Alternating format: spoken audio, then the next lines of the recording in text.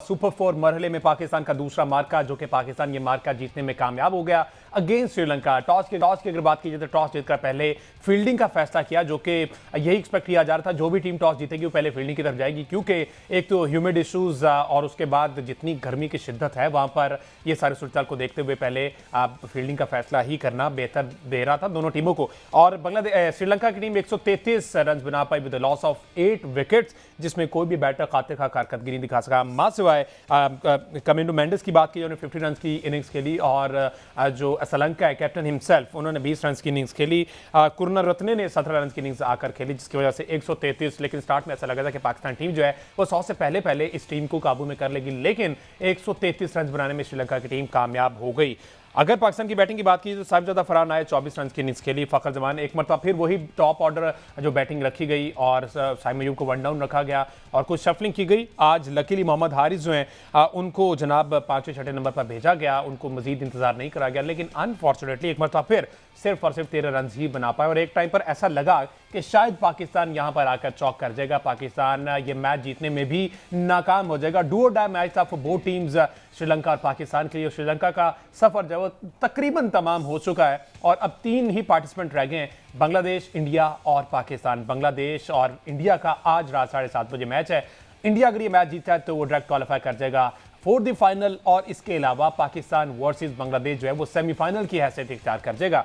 इसके अलावा जी आज वेडनेसडे था, रैंकिंग का जारी की गई, जिसमें इब्रार अहमद ने एक लंबी छलांग लगा के 4थे नंबर पर आगे बॉलिंग की रैंकिंग में। इस पर थोड़ी सी बात करनी। प्लस शान मसूद को 2027 तक टेस्ट टीम का कप्तान बरकरार रखने का जो है वो फैसला कर लिया गया है। ये कभी इम्कान है कि यही होंगे। मीटिंग भी हुई नकवी साहब के साथ, था अजहर महमूद साहब थे, और इनको फ्री हैंड दे दिया गया है कि अब टेस्ट क्रिकेट की बेहतरी के लिए जो करना है वो आपने करना है, जैसे करना है वो आपने करना है, मुझे रिजल्ट चाहिए, ये कहना था मोहसिन नकवी साहब का। इस सारी सूरत हाल पर बात करते हैं हमारे साथ मौजूद हैं स्पोर्ट्स एनालिस्ट अहमद सईद साहब। अस्सलाम वालेकुम अहमद सईद साहब।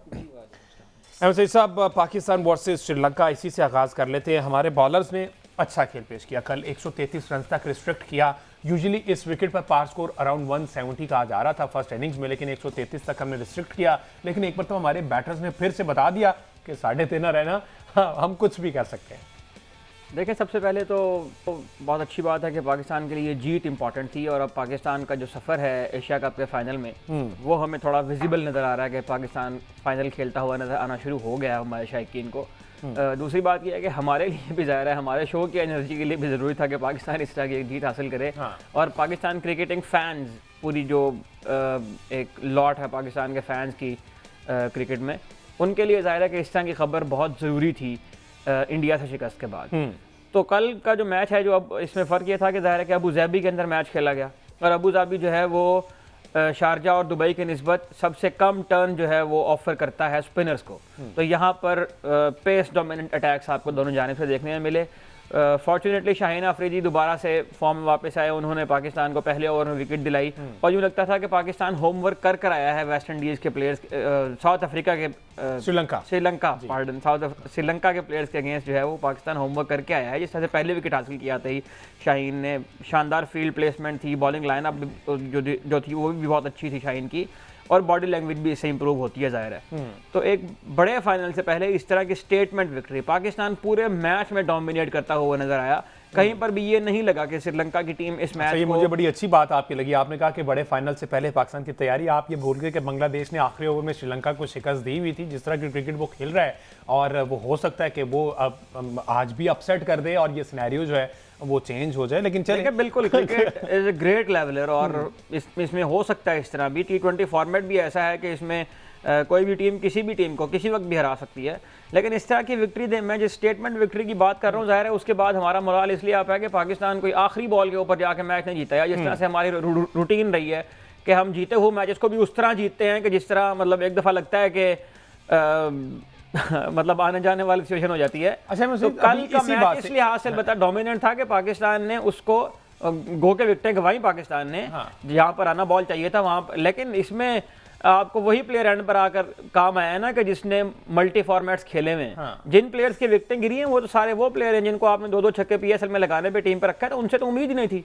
तो जिस प्लेयर से उम्मीद थी उसने एंड तक खेल के रखा, उससे पहले साहब ज्यादा फरहान और फखर ऐसे प्लेयर हैं। उठ रहे हैं, इन पे आएंगे, अलग प्लेयर बाय प्लेयर इस पे आते हैं, लेकिन मुझे सिर्फ क्विकली ये बताइएगा कि क्या हमें नेट रन रेट मजीद बेहतर करने की जरूरत नहीं थी? क्या हमारी अप्रोच फर्स्ट बॉल से टिल लास्ट हमें वो नहीं होना चाहिए था कि हमें अपना नेट रन रेट बेहतर करना है? क्योंकि अगर आज बांग्लादेश हरा देता है और ये कुछ सूरत ऐसी बन जाती है कि नेट रन रेट पे बात आके, जो कि मोस्ट प्रोबेबली आ भी सकती है, तो हमें अपना बेहतर नहीं करना चाहिए? देखिए, मेरा ख्याल है कि नेट रन तो तब बॉदर करेगा ना जब पॉइंट लगे होंगे।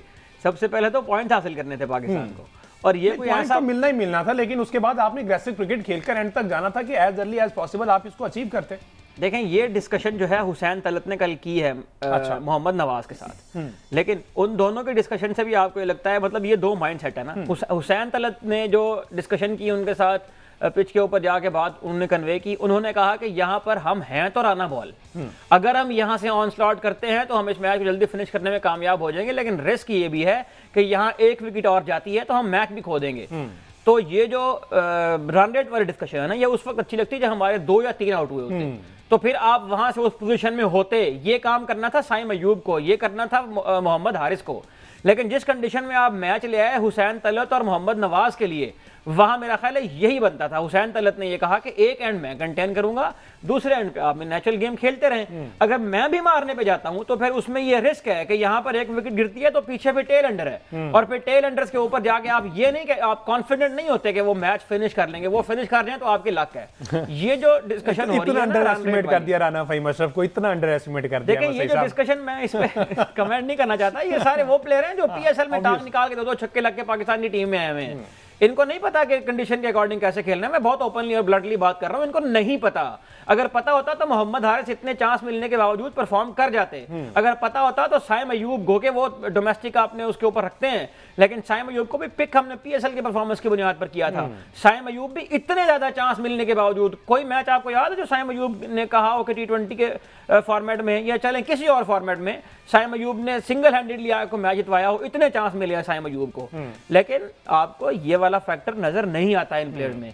तो जब आपके पास ये वाला फैक्टर नहीं है तो आप वो वाली ऑन स्लॉट नहीं कर सकते जिसमें आके आप दोनों एंड से मारना शुरू कर दें। बहुत वाइज डिसीजन लिया हुसैन तलत ने और वो आखिर तक उस मैच को लेकर गए, उस मैच को फिनिश करके आए। तो जब पॉइंट्स मिल जाए ना तो उसके बाद ये बात होती है कि रन रेट बेहतर होगा या नहीं होगा। और आगे टीम भी तो बांग्लादेश है ना, जिन लोगों ने रन रेट बेहतर करना है वो बांग्लादेश के अगेंस्ट जाके अटैकिंग क्रिकेट नहीं खेल सकते, तो वहां जाके आप खेल लीजिएगा अगर उसकी नौबत आई तो।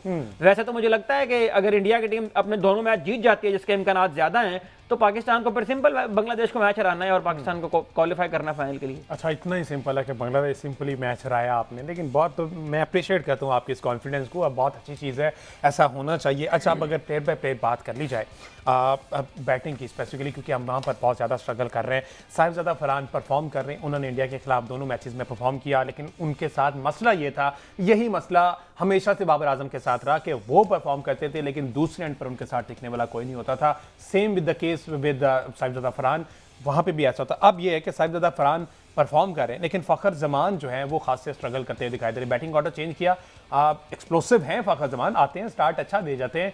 पिछली इनिंग में आपने उनको एक फेस सेविंग दे दी कि भाई उनका वो आउट था, नॉट आउट था, व्हाटएवर, लेकिन उससे पिछला मैच भी देख लें। वो फेस सेविंग तो नहीं थी, वो तो कंट्रोवर्सी है ना प्रॉपर, एक उसके ऊपर तो काफी सारी बात है कि वो बॉल बम दे दिया गया ना, आउट दे दिया गया ना, अब वो ठीक है, वो आप हम मैच हार गए, लेकिन अपनी इंडिविजुअल परफॉर्मेंस की बात की। Fakhar Zaman is not 100% fit. वो कल भी हमने देखा कि वो बार बार, एक तो गर्मी बहुत ज़्यादा है, बट अगेन बात आ जाती है कि प्रोफेशनलिज्म, जो प्रोफेशनल एथलीट होता है, जो प्रोफेशनल प्लेयर होता है, उसको गर्मी सर्दी की परवाह नहीं है। वहाँ पर आपको पता चलता है कि आपकी बॉडी आपके साथ कितना साथ दे रही है आपका, चाहे गर्मी है चाहे सर्दी है। तो फ़खर जमान कल बार बार रुक रहे थे, बार बार उनको ब्रेक लेना पड़ा था, और कुछ उनके सर पे बॉल लगा, वो आए वापस, और ये सारा कंकशन वाला मामला हुआ। लेकिन ये सारी सूरत देखते हुए फ़खर जमान को एक दफ़ा हमें रीथिंक करना पड़ेगा, लेकिन शायद अब वो स्टेज नहीं है रीथिंक वाली, क्योंकि इनको रिप्लेस करने वाला फिलहाल कोई नहीं है।